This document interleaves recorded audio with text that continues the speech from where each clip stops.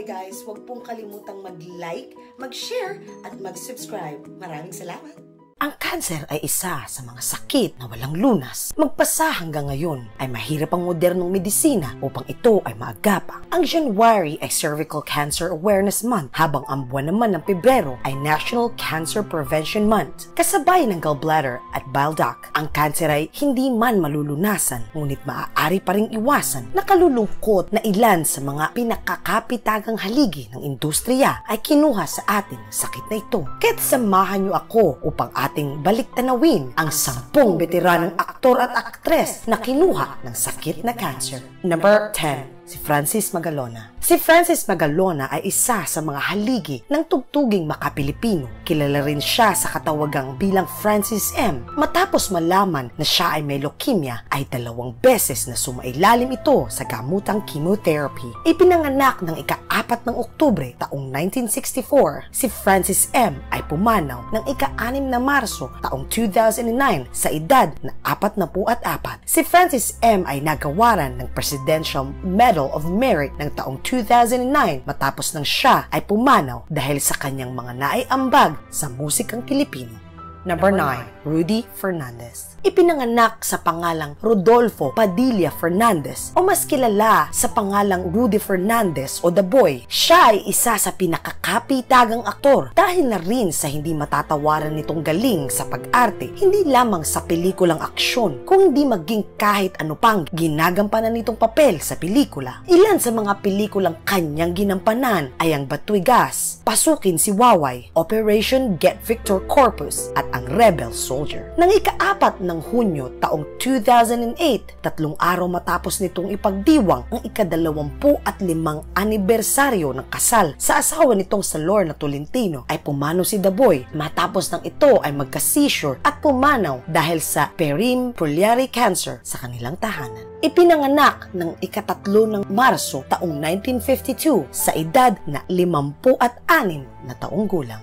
Number 8. Charlie Davao. Ang veteranong aktor na si Charlie Davao ay ang ama ng isa pang veteranong aktor na si Ricky Davao. Unang sumabak sa pinilakang tabing ng taong 1959 sa Sampaguita Pictures at nakilala bilang ang Pilipinong James Bond sa pelikulang Pitong Matang Hari. Ilan pa sa mga palabas na ginampanan nito ay ang palabas na Totoy Bato at Mula sa Puso. Ipinanganak ng ika-7 ng Oktubre taong 1934. Si Ginoong Charlie Davao ay kinuha ng sakit na colon cancer o cancer sa bituka ng ika-8 ng Agosto taong 2010 sa edad na 75.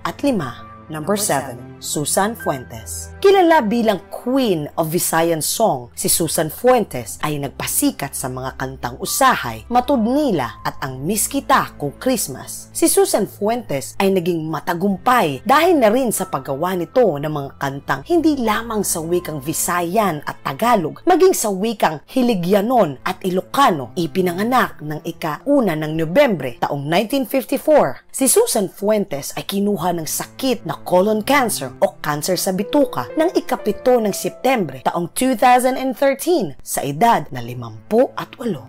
Number 6. Mark Hill. Nang taong 2012 na mapag-alaman ni Mark Hill na siya ay may cancer sa atay, isa sa batikang aktor ng kanyang henerasyon. Ilan sa mga ginampanan nitong papel sa pelikula ay ang Bituing Walang Ningning, Unfaithful Wife, Batch 81 at Palabra de Honor. Ipinanganak bilang si Rafael Joseph de Mesa Eigenman ng ika-25 ng Setyembre taong 1961 at pumanaw ng ika-1 ng Setyembre taong 2014 sa edad na 52 habang siya ay natutulog at napapaligiran ng mga mahal nito sa buhay.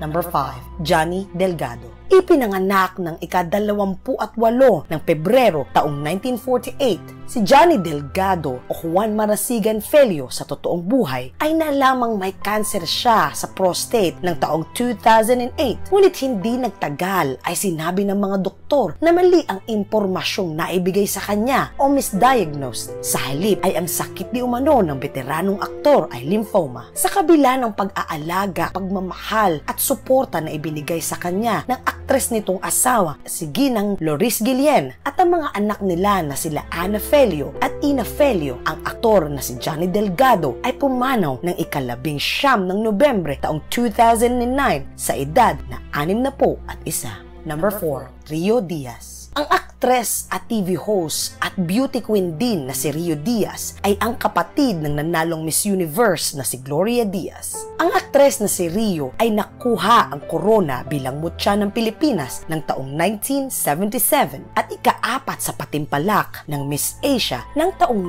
1998 ay nanalo ito bilang Vice Mayora sa Pontevedra sa Negros Occidental. Parehong taon nang malaman nito na siya ay may tumor sa tiyan. Ipinanganak ng ika-14 ng Agosto taong 1959, 6 na taon ng pakikipaglaban sa kanser. Oktubre ng taong 2004 ay pumanaw si Rio Diaz sa Daly City sa California sa bansang Amerika sa edad na 45. Number 3, Red Fort White. Sinong hindi nakakikilala sa pagpapatawa ng veteranong aktor na si Red Fort White o Cipriano Cermeño II sa tunay na buhay? Ipinanganak ng ika-5 ng Disyembre taong 1955. Ng taong 2008 ay nakararanas na di umano ito ng pagkahilo at pagkawala ng balanse sa paglalakad na inakala lamang na aktor na isa lamang simpleng vertigo. Nang magpatingin si Red Fort White ay pinayuhan ito na magpa-MRI. Nang lumabas ang resulta ay stage 4 na ang cancer nito sa utak. Buwan ng Pebrero ng taong 2010 ng ika-25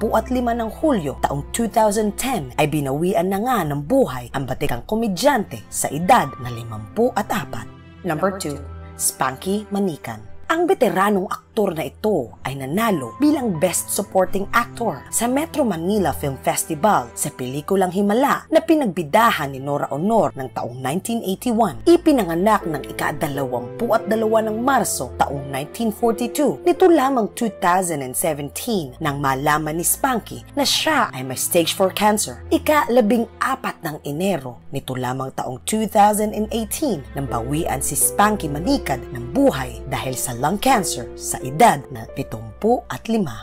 Number 1, Lizelle Martinez. Si Lizelle Martinez ay ang may bahay ng isa pang veteranong aktor na si Albert Martinez. Si Lizelle Martinez o Ana Lisa Mulak Sumilang sa totoong buhay ay ipinanganak ng ika-27 ng Marso taong 1967. Kanyang napag-alaman na siya ay may breast cancer ng taong 2008. Ngunit ito ay kanyang nalagpasan. Ngunit ang cancer ay bumalik sa kanyang kaliwang baga. Nang ika-14 ng Oktubre taong 2015 ay tuluyan nang kinuha ng cancer si Lizelle Martinez sa edad ng 47. Ang cancer ay isang sakit na hanggang ngayon kahit pa ang modernong teknolohiya ay hindi malunasan. May mga bagay na nakakadagdag ng pagkakaroon ng cancer sa katawan. Isa dito ay ang pagkain, pati na rin ang pagkakaroon ng mismong cancer cell mismo sa ating katawan na maaari nating mamanahin mula sa ating mga magulang. Kaya't pinapayo ng mga espesyalista na kung ang pareho ninyong magulang ay mayroong history o kasaysayan na ang pamilya o parehong magulang ang ikinamatay ay sakit na cancer, maaari pong magpatingin sa mga espesyalista upang maaga pa lamang ito ay maagapan at malunasan. At yan ang 10 veteranong aktor at aktres na kinuha ng sakit na cancer. Maraming salamat po sa inyong pakikinig. Huwag pa rin pong kalimutang mag-like, mag-share at mag-subscribe. Huwag din pong kalimutang i-add ang aking Facebook account na Tinagalog VIP Community para hindi mahuli sa mga susunod pang mga video. Muli po, ito si Tinagalog at sa inyong lahat. Peace out!